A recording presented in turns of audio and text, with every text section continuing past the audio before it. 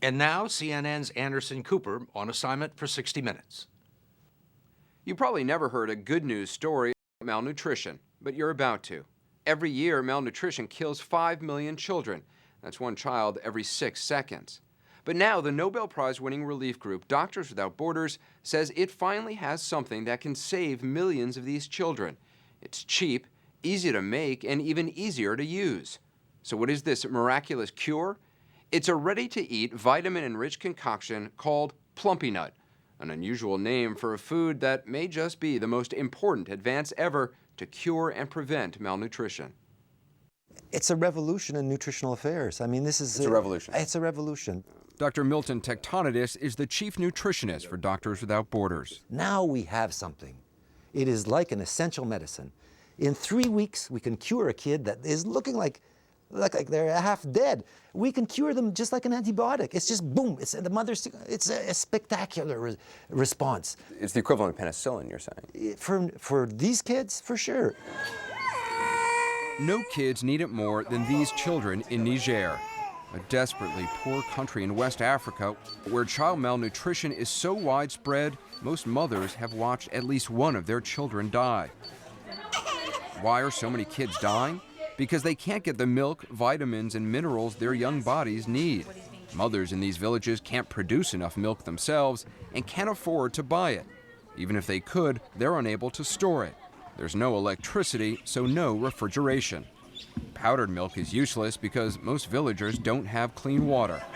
Plumpy Nut was designed to overcome all these obstacles. Plumpy Nut is a remarkably simple concoction. It's basically peanut butter, powdered milk, powdered sugar, enriched with vitamins and minerals. It tastes, well, like a peanut butter paste. It's very sweet, and because of that, the kids here can't get enough of it. The formula was developed by a nutritionist. It doesn't need refrigeration or water or cooking. Mothers simply squeeze out the paste. Many children can even feed themselves. Each serving is the equivalent of a glass of milk and a multivitamin. To see the impact it's having, we drove for 12 hours from Niger's capital to a remote village, where every week Doctors Without Borders hands out Plumpy Nut. After sleeping in a field under mosquito nets, we awoke at sunrise to find mothers emerging from the fields. Many had walked for hours in the dark along treacherous paths, avoiding scorpions, spiders, and poisonous snakes. Rivers of women flowed into the site, and within minutes there were more than 1,000 of them, all waiting to get packets or tubs of Plumpy Nut.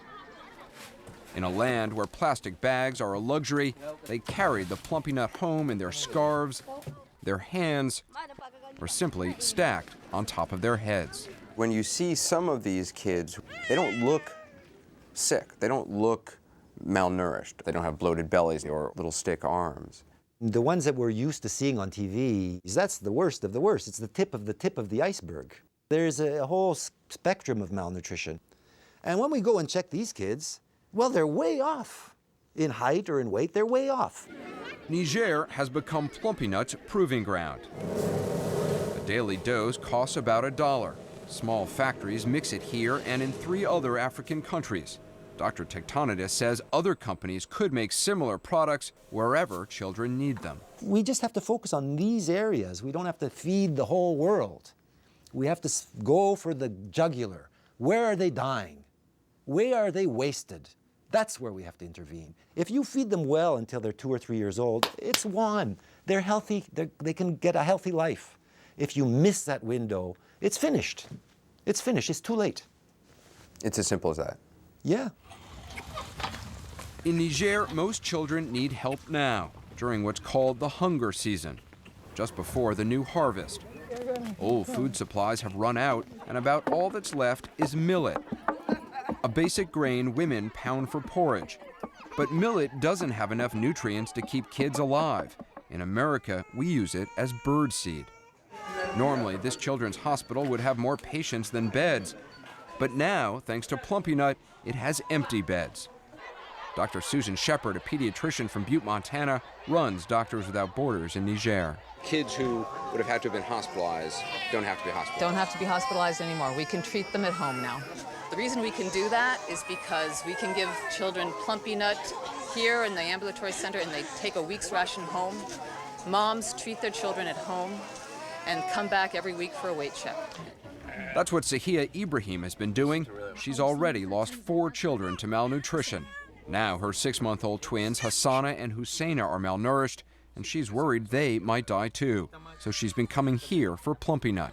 Hassana's 6 months old but weighs 7 pounds. That's really what a newborn should weigh. Right. In the past week, since she started Plumpy Nut, she's gained a pound.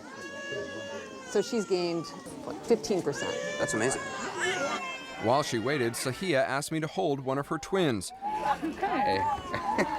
But little Husseina didn't seem to think that was such a good idea.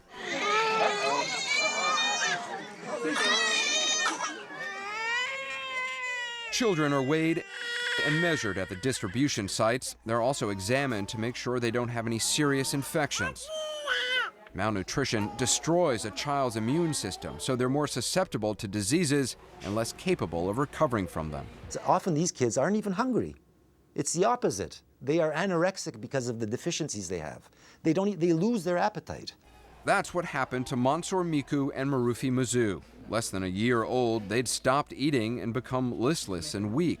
So weak that when their mothers brought them to get Plumpy Nut, the nurse put them in a van and sent them straight to the hospital. 3 days later, however, they were smacking their lips on Plumpy Nut, almost ready to go home.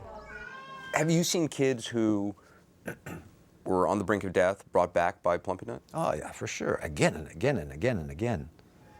But not always. Sometimes parents wait too long before bringing their child to doctors. We found Rashida Mamadou in intensive care, barely clinging to life.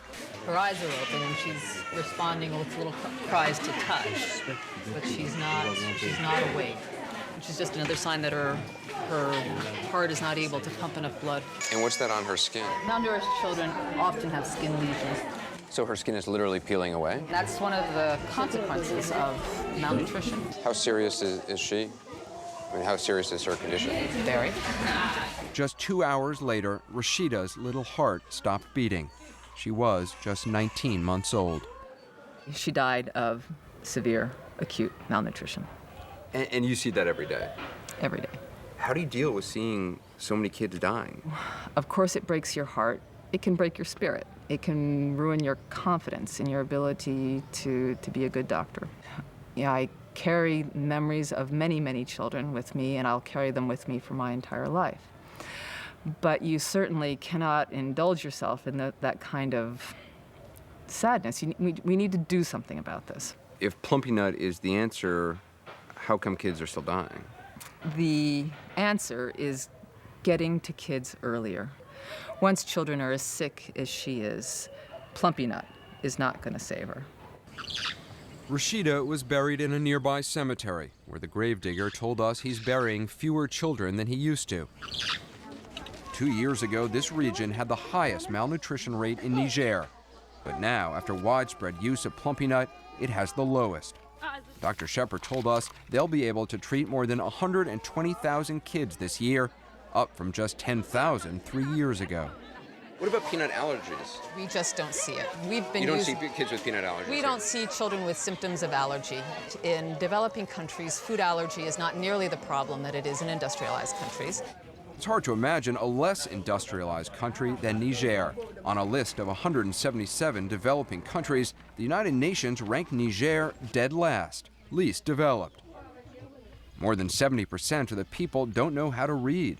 Most work in the fields and earn less than $1 a day. Nomadic goat herders still roam this land. Their children and their kids travel by camel. Goats seem to be the main garbage disposal, but clearly the goats are falling behind. You can still spot a skinny guard dog, but we were told all the cats have been cooked.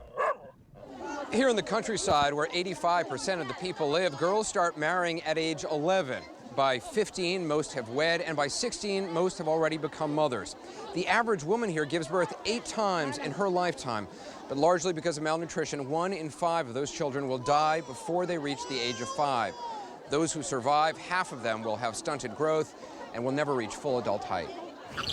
But now, with Plumpy Nut, more children are surviving and thriving. And kids are doing better. Moms say their child's skin is brighter, their appetites are better, and they're less sick. You know, what more could you ask for? Doctors Without Borders is asking for more of this type of food. Their success in Niger proves, they say, that fortified, ready-to-eat products like Plumpy Nut save children's lives. Dr. Tectonitis says if the United States and the European Union were willing to spend part of their food aid on this, more companies would start making it. Even by taking a minuscule proportion of the global food aid budget, they will have huge impact. Huge impact. We're not even asking for billions, but it will solve so much of the underlying useless death. So we got to do that now. It's useless death. Wasted life. Just totally wasted life for nothing because they don't have a bit of peanut butter with vitamins. What a waste.